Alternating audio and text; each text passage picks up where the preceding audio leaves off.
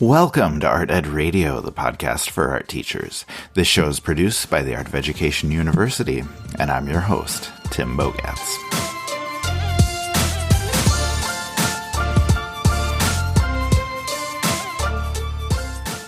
It is finally conference week. I've been working on the Art Ed Now conference for months and months. Been talking to you about it, probably a little too much lately, but the big day is finally here on Saturday. Now, I am 2 days away from heading up to AOEU headquarters to start making all of our last minute preparations and getting everything ready to go. And honestly, could not be more excited. I love putting on this conference a couple times every year. It is a great experience, and I love seeing all the learning that takes place. But if you are listening to this on Tuesday, when this episode comes out, you have 2 days left to go get signed up for the conference. Thursday, the 31st, is the last day for registrations. So go get signed up at artednow.com if you have not done so already. And before we get to the interview today, I need to tell you about one of our platinum sponsors for the conference, NASCO. Now, like AOEU, NASCO wants to help teachers create just engaging educational environments. Okay, NASCO has the products you need, the solutions you need that can help you make this happen. An awesome example of this are the monoprinting plates. Just this incredible product that not only are they sending to everyone who got a swag box, but they're also providing a video with Susie Belzer that shows you some incredible techniques and gives you some great ideas on how to use the plates in your classroom. So make sure you check out their catalog to see all of the great things that they offer, or check out their website at enasco.com. That's enasco.com. Okay, my guest today is going to be the amazing Lena Rodriguez. She's the art director at the Grand Prairie Fine Arts Academy in Grand Prairie, Texas. She has presented at the conference multiple times before, and she will be back on Saturday with an awesome presentation about the responsibilities that we have as artists and how those responsibilities kind of guide the teaching in her classroom. So I want to talk to her about that presentation, give you a good preview, and also ask her about some of the other things that she has happening in her classroom right now, because frankly, everything she does with her kids is worth talking about. So let me bring her on right now.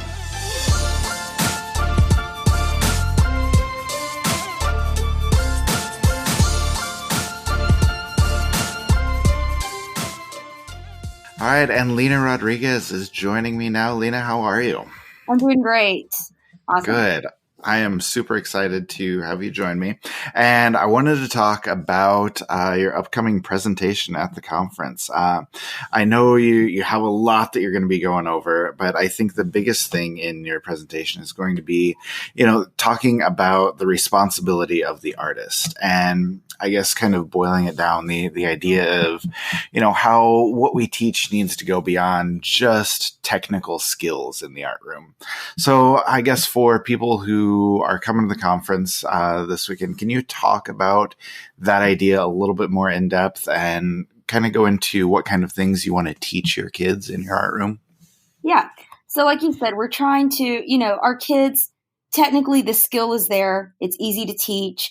I say it's easy to teach. I've gotten a little too comfortable doing it, but ultimately what I want to do is aid in the process of teaching our students how to be good humans. Several years ago, I lost a good friend, and she was the youngest of 12. And when I talked to her mother, I asked her, why so many kids? And she said that there's a lot of ugliness and awful things in the world, and that she wanted to be somebody that could put some good out into the world. And I really took that to heart as an educator, because I think we have a heavy hand in the types of humans that come out of our classrooms. And so ultimately my goal is to help them use their gift to invest in others, in the world around them, and ultimately to find joy in the process of doing that, because everything else is fleeting. But when you start to help them become holistic artists, not just by skill or trade, but by spirit and mentality, and adding the emotional impact, I think ultimately that should be the goal for a lot of us. Yeah, I think that's a really good goal. And I actually want to kind of dive in and talk a little bit about how you get to that point. Cause like you said, we talk so much about skill and developing skill, but once you've done that a while, like you have that down. And so you start to look for new ways and different ways to kind of get your kids to talk about what's going on, in their lives and in the world. And, I know one part of what you want to talk about is the artist working as a historian, not just as it has to do with art history, but also with history in general. We want kids to document what's happening with their lives, but also, artists and our students have the responsibility to document what's happening with the world around them. So I guess my question for you is like, how do you start to approach those ideas with your students? Well, fortunately, and it can be a good and a bad thing with the aid of social media.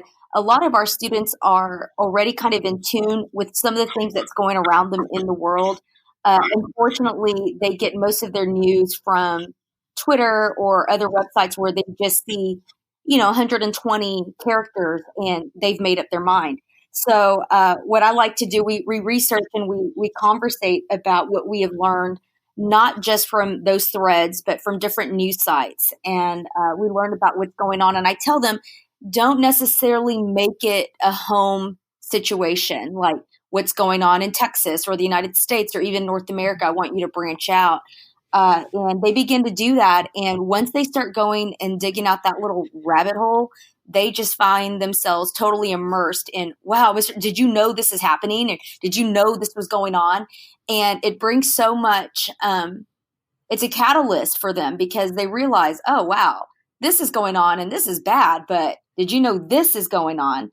And it really sticks with them because many of them end up keeping up with those stories and see how those things become resolved. And one of the things that I always have them do too is that, okay, if you're learning about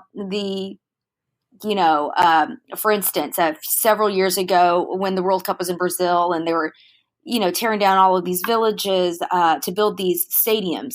I had a student that was really upset about it. I'm like, okay, well, I want you to research the story of the people living in these villages and what they have to say about it. But then I want you to also research FIFA's response to it. And I want you to research these towns and the local government in Brazil in their reason for validating doing what they're doing. I want you to understand everyone's points of view before you make your decision. And so that's really what it is. I want them to research it. I want them to know it. And if they're going to be passionate about it, they're going to need to be able to respond to every pushback from anybody that might disagree with them. And so, kids love to be right.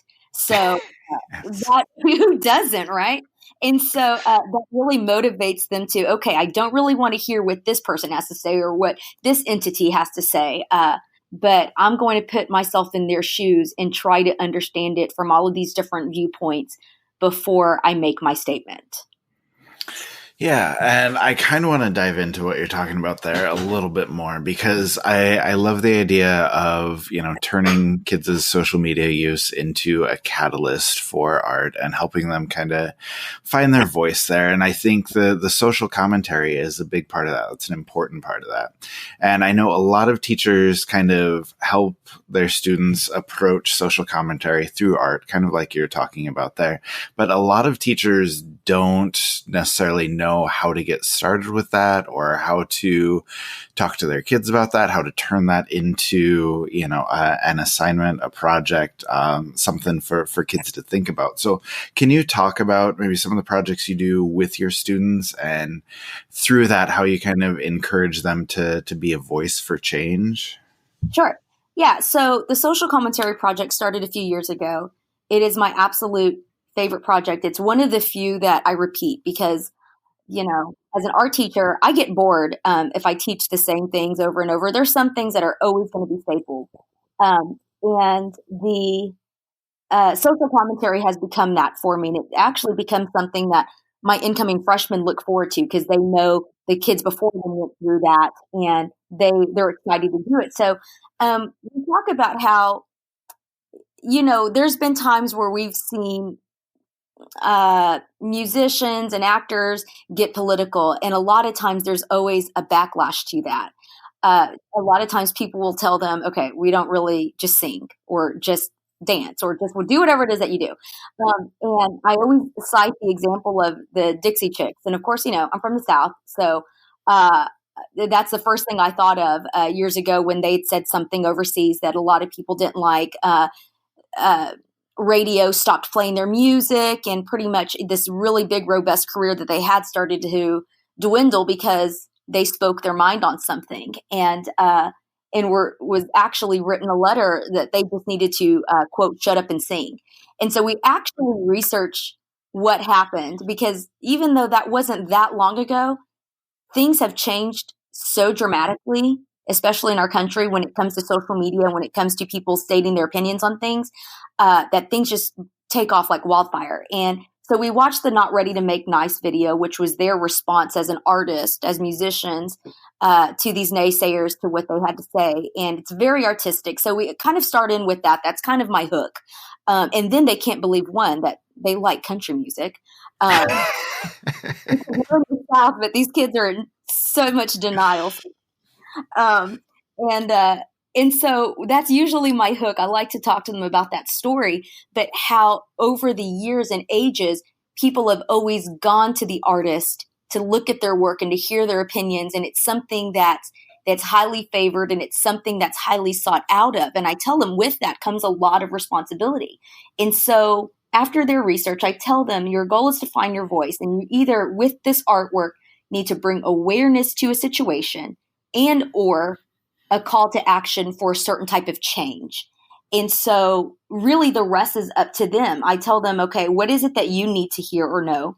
But most importantly, what is it that the world around you, what do they need to hear and to know? Because if you don't speak up, maybe nobody else will. Or maybe other people are, but there's something about your voice and your piece and your story that really brings attention to something that's out there that's in need. Because we've learned that we can't always trust what the books say. It's usually written by with the opinion of somebody else integrated into it. Several years ago, we had an issue in the state of Texas where some geography books, I'm not going to say there were some history books that were really controversial and talked about how slavery was a job opportunity. And that was a really, really hot topic in this area. And I remember seeing the book and I just was flabbergasted. And when I tell my students about this and they can't believe that was the book that they learned from for a brief moment, they're like, well, what are we supposed to do about it? I said, well, you create your work, you tell your story, because we only know about what happened then because now we hear stories, we hear written tales, we hear songs of things that occurred. And maybe that's not always going to be what the history books tell us. And maybe that's not what's always going to be documented. But there are multiple sides to every story. And your job is to tell your story and tell your story to help somebody else. So whether that be something local with cyberbullying, something they deal with in their social circles, or it could be the bulldozing of villages for the World Cup of Brazil or the Flint water crisis, it's really, truly up to them. Whatever it is that they find passion in,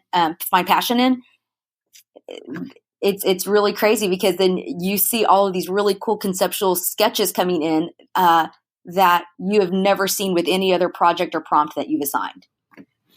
Yeah, and I think a lot of teachers are surprised by that when it first happens to them. But I feel like we need to give our kids a lot of credit because they are capable of so much more than we think. And yeah, they are deep thinkers. They are passionate about things. And I think it's awesome that when we give them an opportunity to do that, they usually respond really, really well.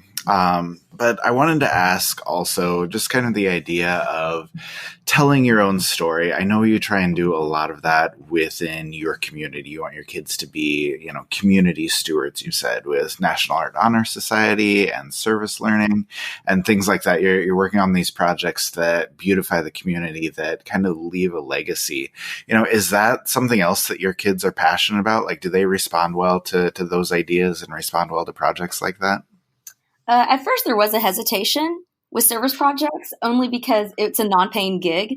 Right. And once we turned these kids on to realizing that there is money to be made with their work, they became little hustlers. They're like, "Oh, you like Yeah.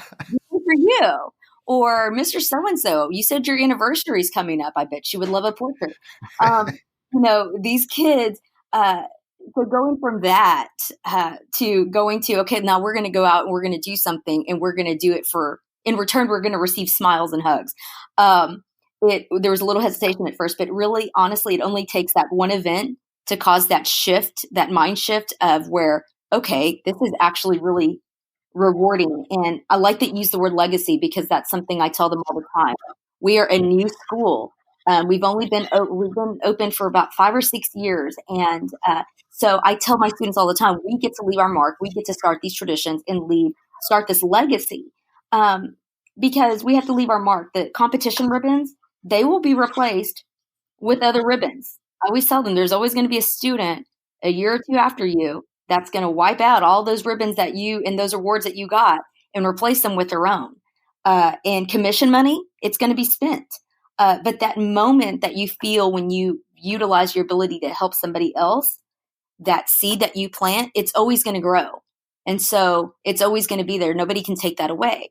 And so once they understood that, it's almost like we don't even have enough service projects, and the kids don't even ask if there's going to be any type of compensation involved. And another thing I also came across too, I work with a lot of my seniors and preparing them for college, and they talk about, well, I need to do this to get into school, and I need to do that. And a lot of times they see organizations like National Art Honor Society or National Honor Society, things like that, as, oh, I just need that label on there. I just need to show that I was a member.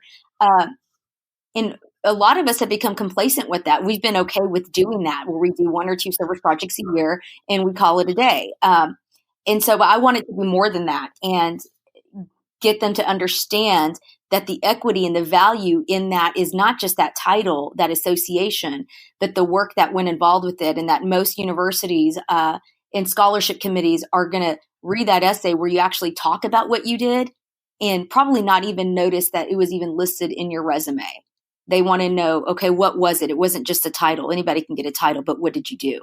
And so that's also a really good motivator for them because they're very competitive. They wanted to get into the best schools, and many of them need the scholarship money. So a part of it can come from a selfish, like, okay, this makes me look really good. But once they're in it, you just have to hook them in. Once you hook them, they end up falling in love with the service. Yeah, absolutely. I think that's something that, everybody who does service learning really finds. Like it can be tough to convince them at first, but it always turns into something that's really worthwhile. But I have a couple other things I want to ask you about before I let you go. First off, I love following you on Twitter. I love seeing like all the cool stuff that you and your kids are doing. And I know you're doing some mural projects, some other things like that right now. Can you talk about those and maybe some of the other things that you have going on? Right now, we're looking at by the end of this school year. Okay, so we did one mural last year, and that was kind of a rush. And so we knew this year we wanted to do more. And by the end of this academic school year, we will have probably done, as of right now, 7 or 8. Wow. I know, right? I'm somebody that always shied away. I did not want to do murals. The first several years that I was teaching, oh, you should do a mural. No, you should do a mural. Oh, no. And, but then I thought, you know what? It's time to bring something new. It's time to do something different. I'm a huge supporter of learning, being a life learner and not just teaching what I know now, but learning more things so I can teach those things. And so instead of just, working with a small mural, we decided to do this 800 square foot mural in my hometown. And it was on corrugated metal. We did it in 36 hours around the clock. And again, kind of like with the service projects, we were hooked. And so basically what we do, we have people that approach us occasionally, but for most part, we go out and we've been reaching out to our elementary schools in our district, especially those that maybe their students don't have really a lot of access to art or public art.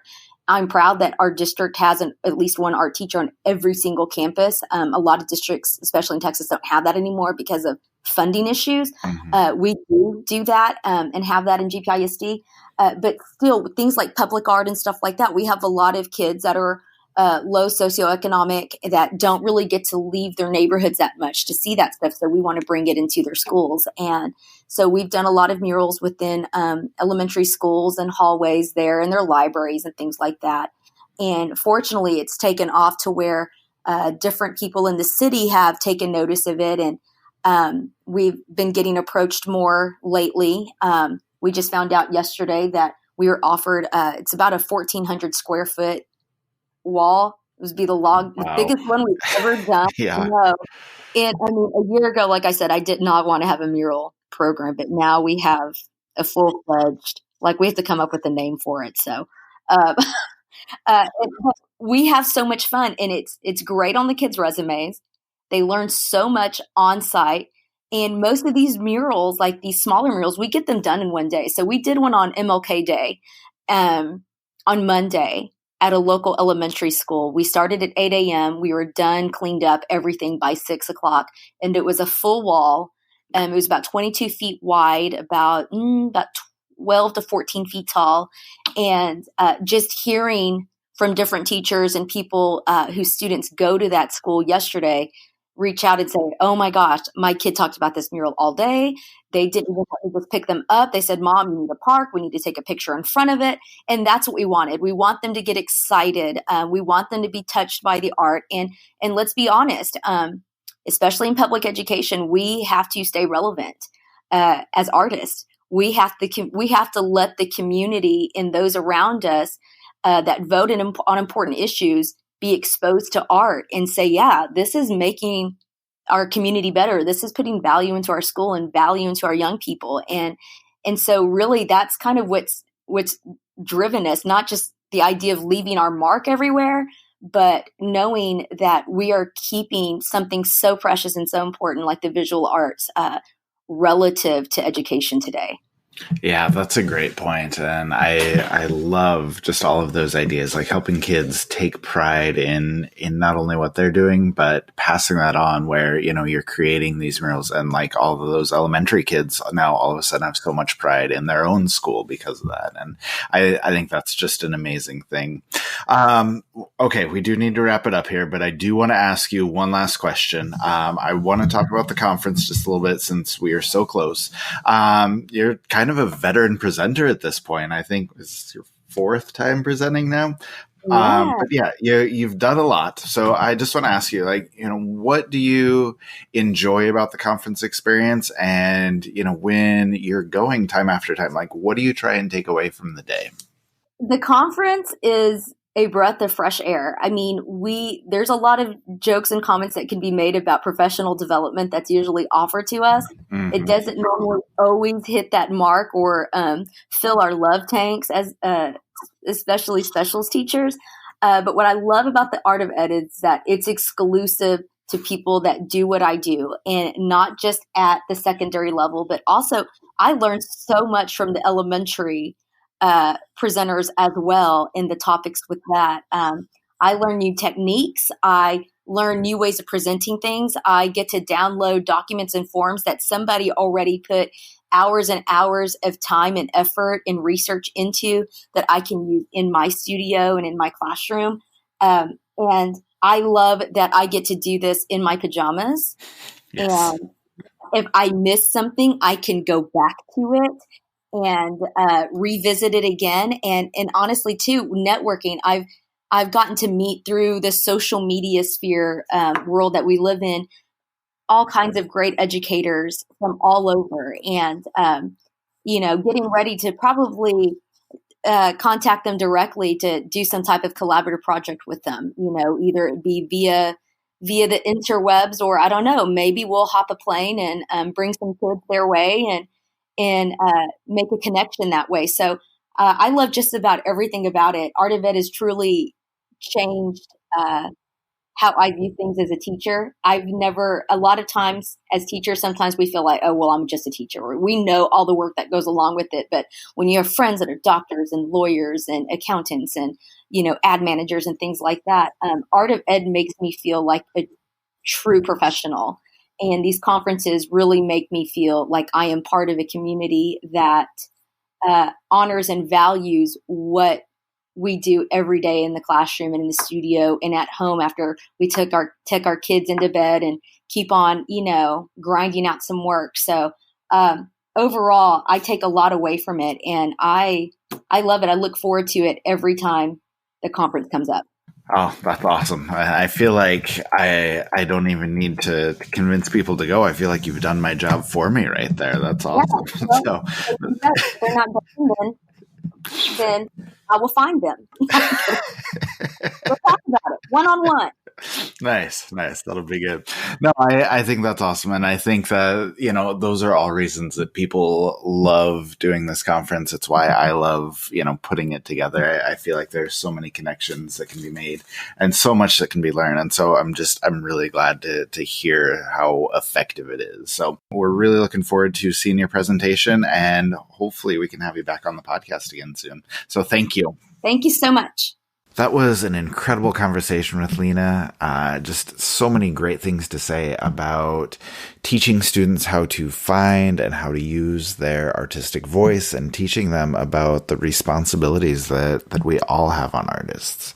And I can't believe that I've never had her on the show before. That is a big mistake on my part, and we will have to have her back again sooner rather than later. But honestly, I don't know how you can listen to her talk and not want to see what she has to say in her presentation on Saturday. So I hope you are going to join us. And, as we think about things, as we get ready for the conference, I want to highlight one thing she said right at the end there about how this conference on Saturday gives all of us the opportunity to feel like professionals. We talk all the time about how our PD at school is not for us, and how we are disrespected in our building and in our district, and how we are all alone on our proverbial art teacher island. Hey, but guess what? Saturday is your chance to change all of that, at least for a day. When you're at Art Ed Now, you are with art teachers from around the world that are speaking your language and sharing your concerns, and most importantly, dealing with each other on a professional level. And that's what makes the day so great. And that's why you need to be there. So I hope that we'll see you on Saturday.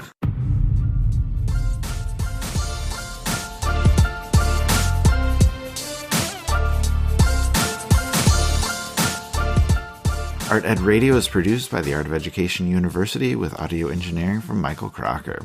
Like I said, we really want to see you at Art Ed Now this weekend, so if you are coming, make sure you are using the Art Ed Now hashtag to share what you're doing, and the Art Ed Now swag hashtag to show off all of the goods from your swag box and how you're using them. And if you are not registered, go do it now, okay? Open up your laptop, pick up your phone, whatever you need to do. Go to artednow.com and get registered before the Thursday deadline. We will see you there on Saturday, and we will talk to you next week with a conference recap episode. Thank you.